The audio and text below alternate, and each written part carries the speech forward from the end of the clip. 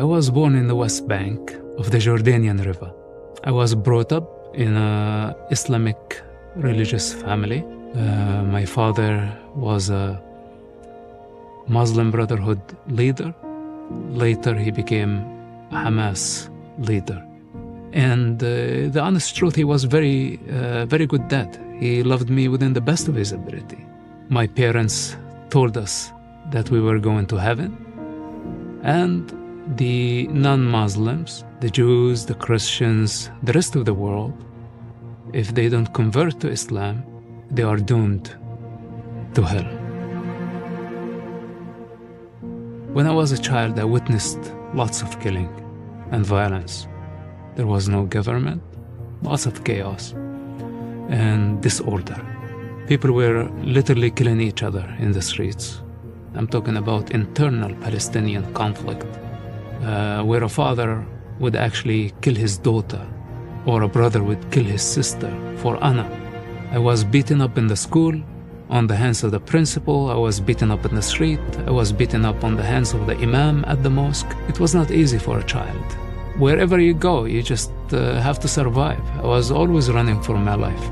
There was a Muslim Brotherhood and the summer camps, which I would participate in those camps, go with my father. And the Muslim Brotherhood was actually preparing a generation of warriors. I did not understand that that was preparation for the birth of a militia.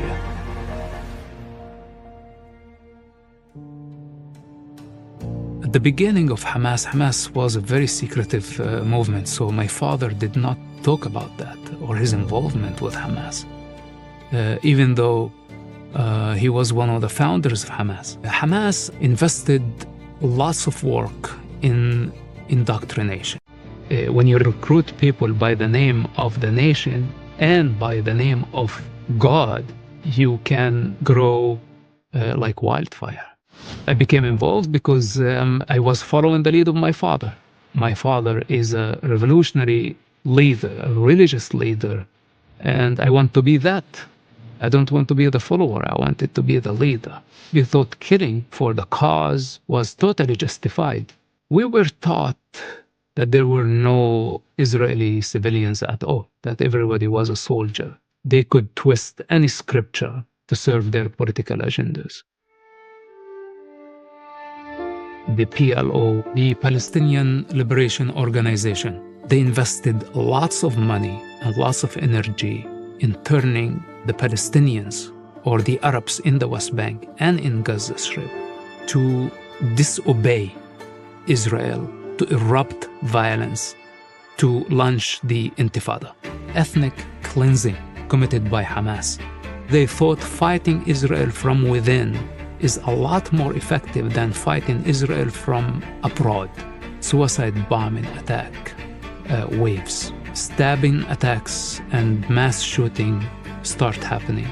And this is when Israel had to do extreme measures and prevented many Arabs from the West Bank to cross into Israel because they didn't know who was a suicide bomber and who wasn't. So we heard about all the stories of the freedom fighters, having the guns and just shooting the occupiers, colonizers. So we wanted to follow that lead. We wanted to be the tough guys. And this is how I got in trouble. I purchased guns even before I became 18 with actually intention to form a military cell. Israel was on our tail. The moment we got the guns, all of us were arrested in no time. My arrest was not easy. Unfortunately, I got beaten up by the Israeli soldiers, which basically against the Israeli law. But in war, there are violations, and I was a victim of that situation. And Israel was so desperate to know the masterminds of suicide bombing attacks. They had to put physical pressure on Hamas military wing. One of the Israeli intelligence recruiters, he offered me that we work together to stop suicide bombing attacks for the sake of humanity. And I was thinking to myself, this is my opportunity. I will just say yes, and the moment they trust me, I'm going to destroy them. My first intention was to be a double agent against Israel, not to work for Israel. And I thought I would just destroy them from within.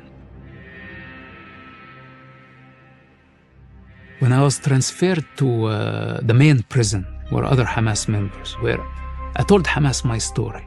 I told them I need support. I agreed to work with the Israeli intelligence, and I wanted to just kill all of them, everybody who laid hand on me. This is my intention.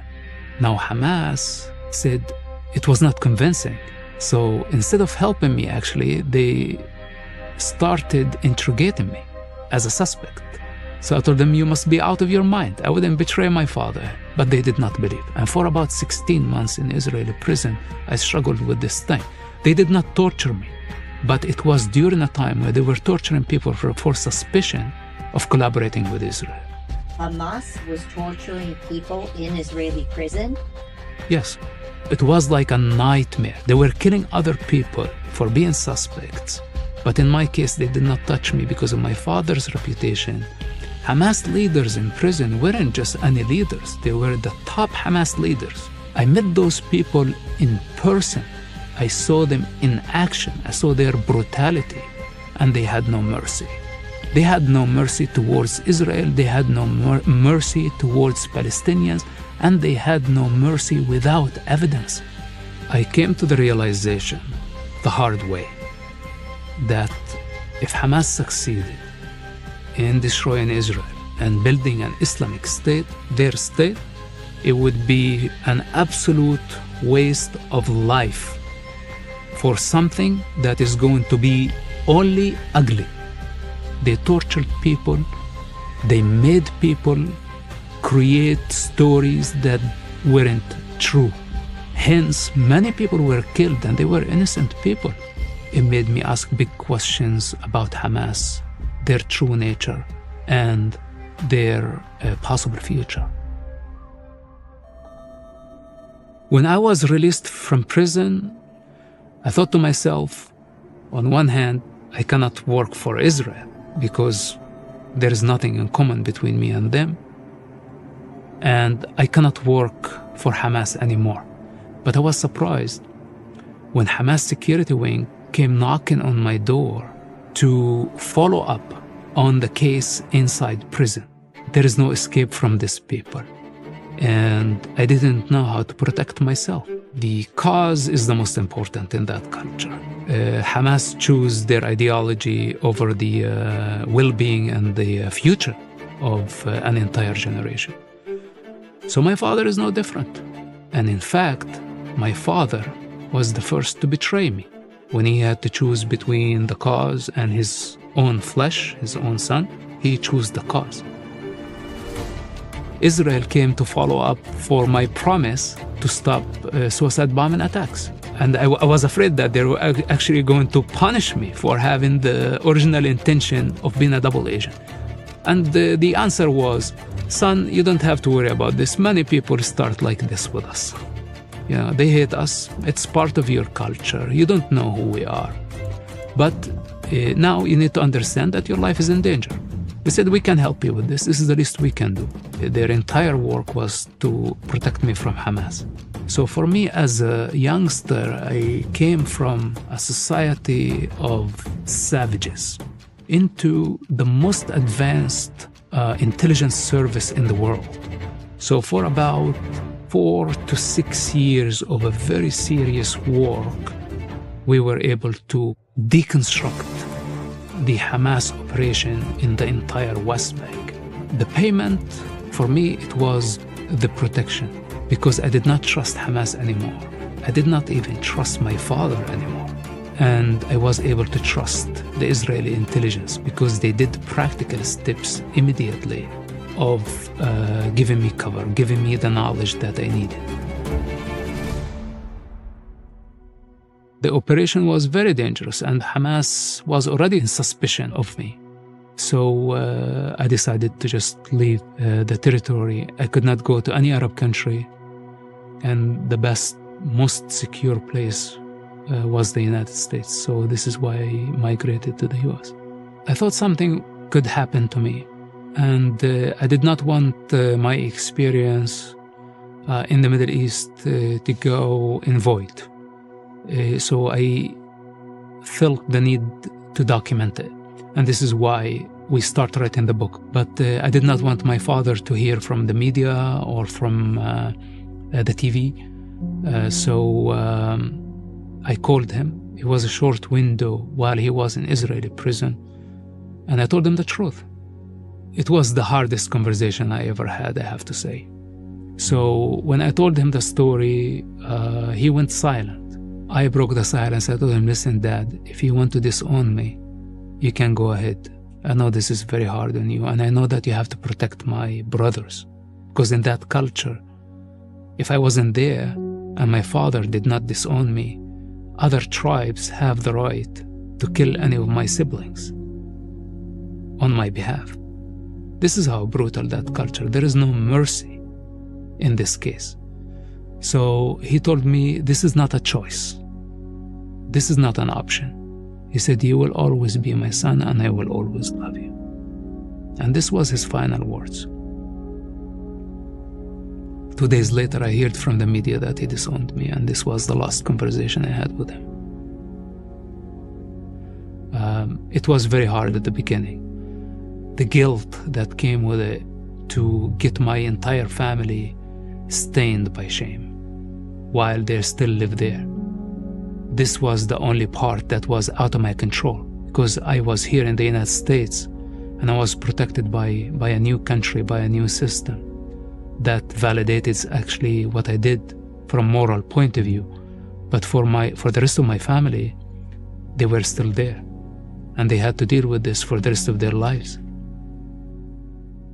I understood the consequences of such a decision. It was my moral responsibility to write the book, and my entire life was sacrificed, everything.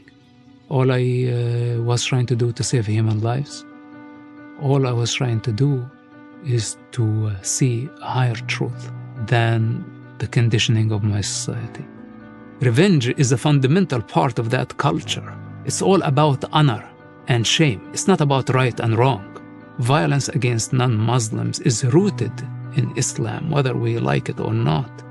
We don't want Hamas ideology and the Muslim Brotherhood ideology to spread. We have to counter it. That's part of our moral responsibility towards the world, especially our allies. Israel is a great ally. America as a superpower has a responsibility towards global security. We depend on the rest of the world. We depend on the Middle East, not only for energy, but we depend on the security and the stability of the region.